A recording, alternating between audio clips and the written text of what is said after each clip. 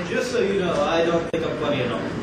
But, no, seriously, I'm pretty happy. I just got this new apartment, and so I went out Friday celebrating.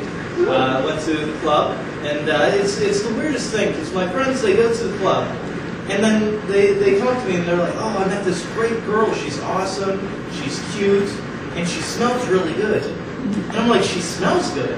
What kind of girls have you dated that she smells good is like a mentionable quality? Aren't girls supposed to smell good, or at least neutral? So he comes up, she smells good, but you know, you never have your friend who comes up and goes, oh, I met this awesome girl, she's cute, great personality, smells like raw sewage, but I think she's the one. So yeah, I really like going out. I do dance, and I was at the club, and I saw my friend Emily come in, and she was with her hot chick friends. And so I'm like, oh, that's cool. So a few minutes later, I go up and I'm like, oh, hey, how's it going? And she's like, oh, do you want to meet my friend? I'm like, yeah, I want to meet your friend. And so she's like, hey, this is Mike. He's in Star Trek.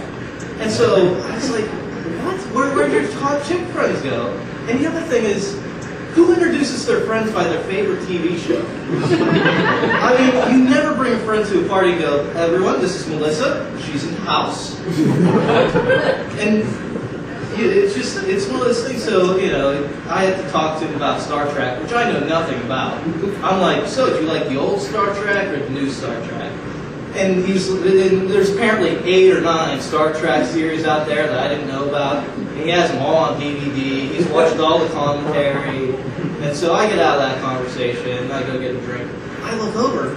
He's dancing with this girl. I'm like, that's really cool. But here's what I want to know. What exactly is a Trekkie's pickup line? Like, does he go up and he's like, hey, want to ride the Enterprise? How would you like to go places where no one's gone before? And so, you know, and what does a girl say to that? I mean, oh, speak Vulcan to me. You know? So, you know, I go up to him at the end of the night. I'm like, oh yeah, I saw you dancing with that girl. You get her number. And he's like, dude, she was Klingon ugly. Yeah, so it was a lot of fun. Me and Mike are friends on MySpace now. So, anyone use MySpace? Any MySpace fans here? I saw my ex-girlfriend on MySpace, and you know, she's a drunk. I saw a picture of her kissing a liquor bottle, and I'm like, you know, that's just pathetic. I mean, how desperate do you have to be dating a liquor bottle? And so, you know, we broke up a couple months ago, and it was one of those things where she asked me, do you want your stuff back, the gifts that you got for that? And I don't understand, girls, why you do that. I mean, clearly, none of us want a fake iPod Nano case. We can't do it. And so, you know, I was out a couple months ago, and I was at this concert. I met this girl there, and things seemed to be going really well. But then she's like, oh, I want to show you something. And she pulls away her hair, and she has these big bald patches all over her head. And so I'm thinking the same thing you are. I have a really good chance with this girl. And so I'm talking with her. I'm like, oh, hey, we should go out, you know, get lunch or something sometime.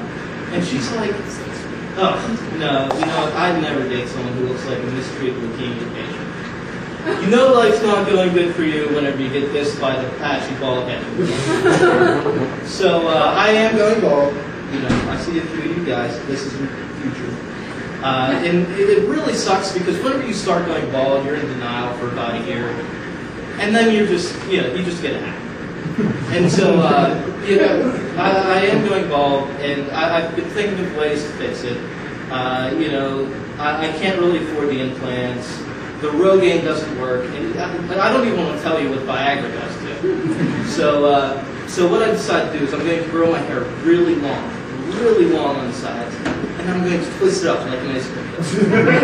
I think that will look awesome. And then who knows, maybe someone will want to let me.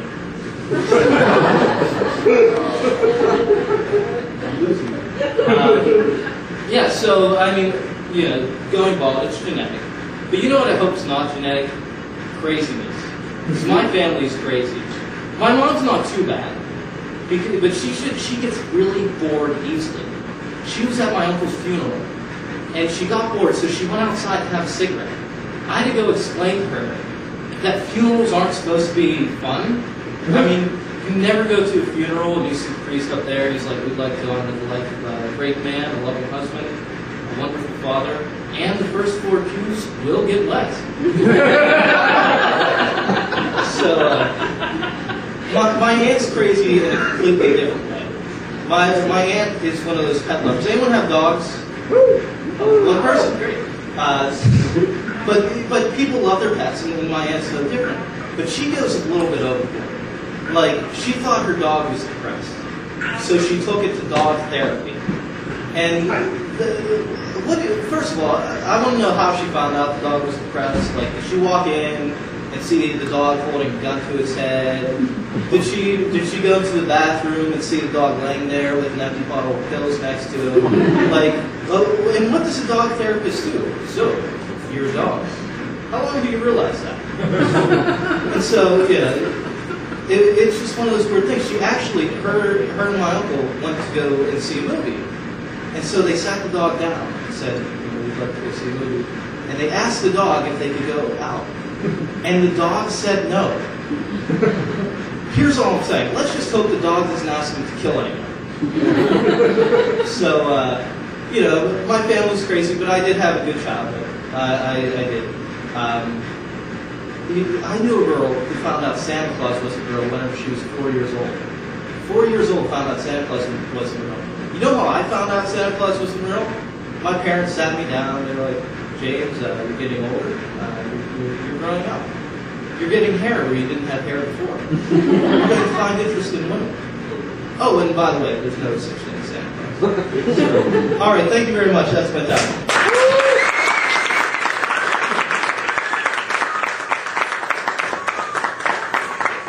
James Stout, everyone.